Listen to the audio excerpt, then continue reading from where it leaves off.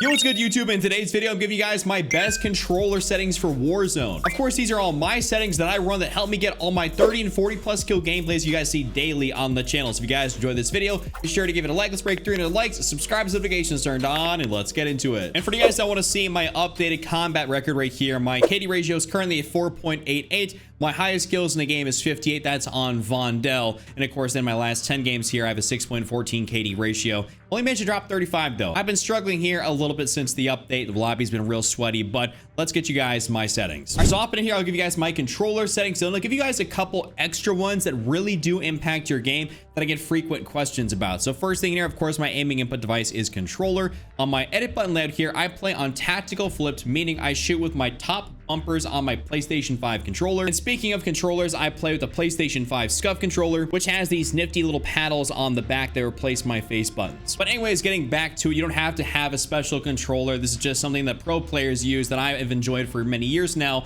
But we have tactical flipped as my button layout. I just like using it. I grew up playing on PlayStation 3 and I always aimed and shot with my top of bumpers, not the bottom ones. I don't really like using it that much, so that's why I go for that. But it's totally preferential. It's not going to make a gigantic difference.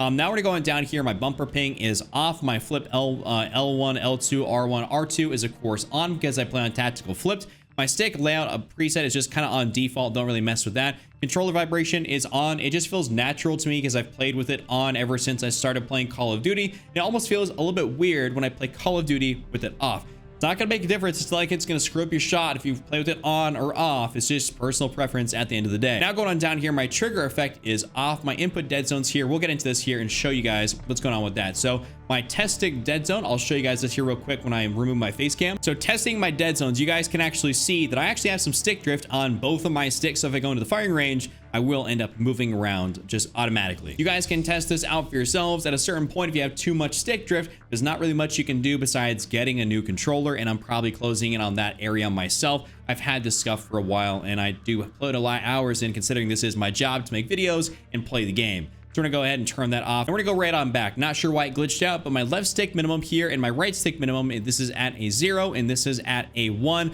My left stick max is at a 60 and my right stick max is at a 99. The left stick at a 60, I saw pro players do this. I don't genuinely have a great explanation for it. I just know that when I have my left stick max on 60, it still works out great for me and the game feels awesome. Your left stick a minimum though, and your right stick minimum, this should be basically as low as possible. You want to be able to make sure you have like as little input delay as you humanly can get. Having like, you know, a 10 or something like that is just going to be brutal. You're going to be moving the stick way before your character in game actually does anything. So having minimal, you know, dead zone is better. Obviously, you got to do what feels good to you, but try to work down lower if possible. You'll be able to react a lot quicker in game. And that is pretty much what the name of the game is for Call of Duty. It's a reactionary arcade FPS game, you know, of course, and it's got battle royale. So you want to be able to react as quick as humanly possible. And then my left trigger, right trigger, this is at a 0. I don't need any dead zone there. As soon as I pull that trigger in, I just wanted to throw my grenade, do my stim shot, whatever it may be, I wanted to do its action. Now moving on in here to some of the fun stuff, your horizontal and vertical stick sensitivity. So I'm gonna actually also show more on this and show more on this. This is also just at a 1.0. You guys can actually change that if you go to custom and then mesh that, go to a 1.0. And then you can switch back if you guys want to go do that. But basically going in here, horizontal, I have a 6 sensitivity, and this is like a hot topic for debate. People feel like they need a crazy high sense, and realistically speaking, you do not need that. You need something that is high enough for you to be able to, you know, turn around and feel good with that and not feel like you're moving slow as molasses. Not too much to the point where you're gonna overcorrect and go past people. You want it to be that happy medium, and this for me is that 6 sensitivity. And also keep this in mind, the best pro players in the world play on pretty much about this sense, if not maybe a little bit lower. They don't be playing on like a 15 or a 20. A lot of people that play like a 15 or a 20 are missing a boatload of their shots, and their accuracy looks very, very bad. It's horrible, complete piss. So we're not going to be playing like that. We're trying to hit our shots and be able to have good movement. And if you've seen any of the gameplays on my channel, you know I'm able to bob and weave, turn around, do what I need to do. So, you know, proof's in the pudding here. This is what I'll be playing on. So we're gonna minimize that here. ADS sensitivity multiplier. This is another huge one. It's like it says reset to 1.0. The default is 1.0. What this means is that I play on a 0.8 of my 6 sensitivity when I'm ADS. What this means then is that, you know, when let's say I whip around, I go to ADS on somebody and people are like, oh my gosh, you have sticky aim. It's like, no, my ADS sensitivity multiplier slows me down more. And then I have the correct aim assist settings. And I also have some thumbs on me, you know, so I know what I'm doing. I can actually play the game. And I also have good settings. So this will drastically slow you down and make it so that your aim feels more sticky. So I'd recommend moving this down from that 1.0. It's like a 0.9, 0.85, 0.8. Like I have myself right now. Your sensitivity multiplier can just be left at a 1.0. There's not really a reason for you guys to go and mess with this. Just keep it at a 1.0 and you'll be good to go. Vertical aim axis, I'll just show this. This is all on standard for you guys that are curious about that. Don't need to mess with that.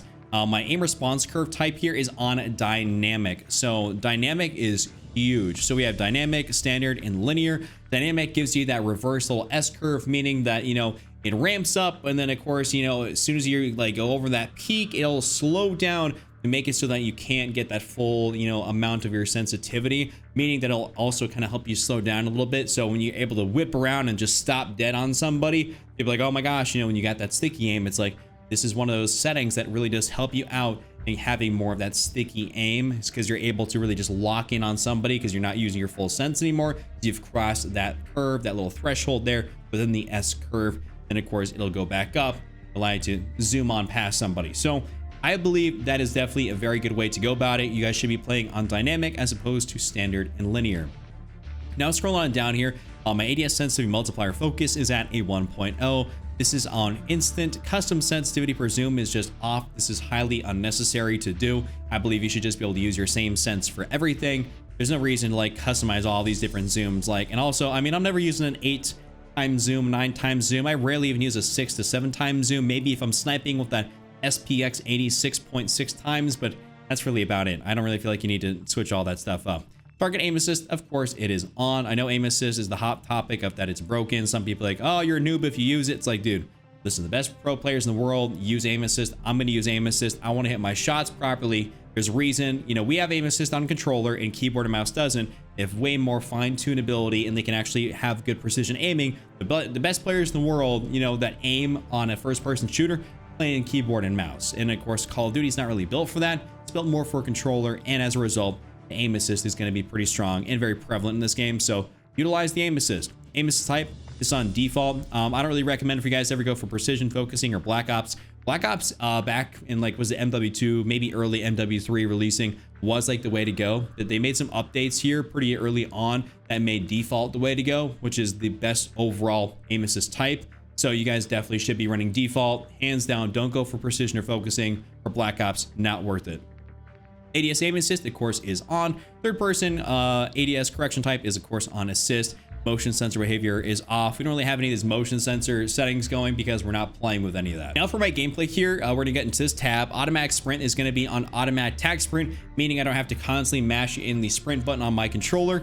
I feel like that does help, though out of force of habit, I still do kind of press in a little bit, but it definitely still helps out, and that will elongate the life of your controller, meaning because you're not constantly pressing in on that stick, making, you know, the components of the controller wear down faster. So that's definitely a really good setting. I believe that to be crucial, and I'd recommend for you guys to have that.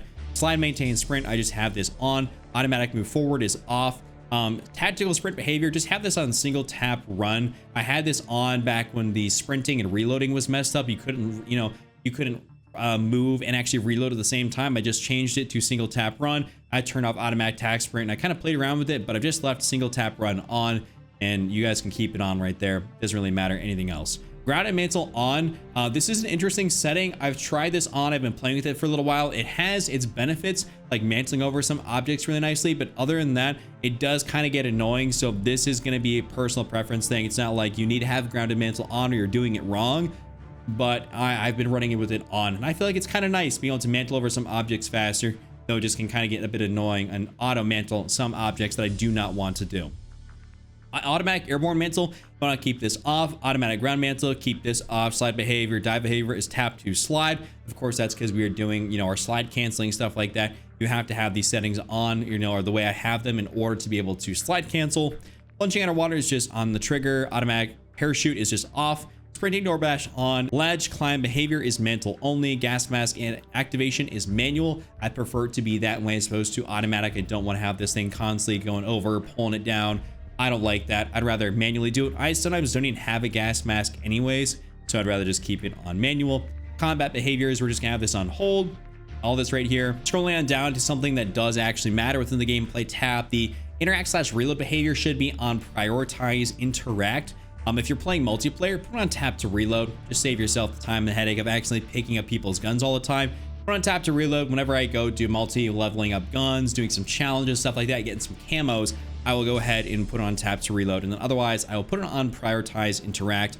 That is definitely the way to go. This helps you run by, a weapon, anything on the ground, tap real quick, tap, pick it up, and that way it helps you, just get into the game faster and be able to pull up your gun faster than someone else that maybe has tapped reload on it and has to hold down their button to have that thing, circle all the way up, and then they pick it up.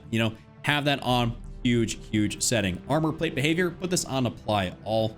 Very nice to be able to just hold down. For me, it's triangle because I'm on PlayStation, and then it applies all my armor plates, though sometimes it doesn't work. Not sure if that is a setting or if that's a controller thing. I think, like I said, I may be needing a new controller since I've had this one for a while now, but apply all is definitely the way to go.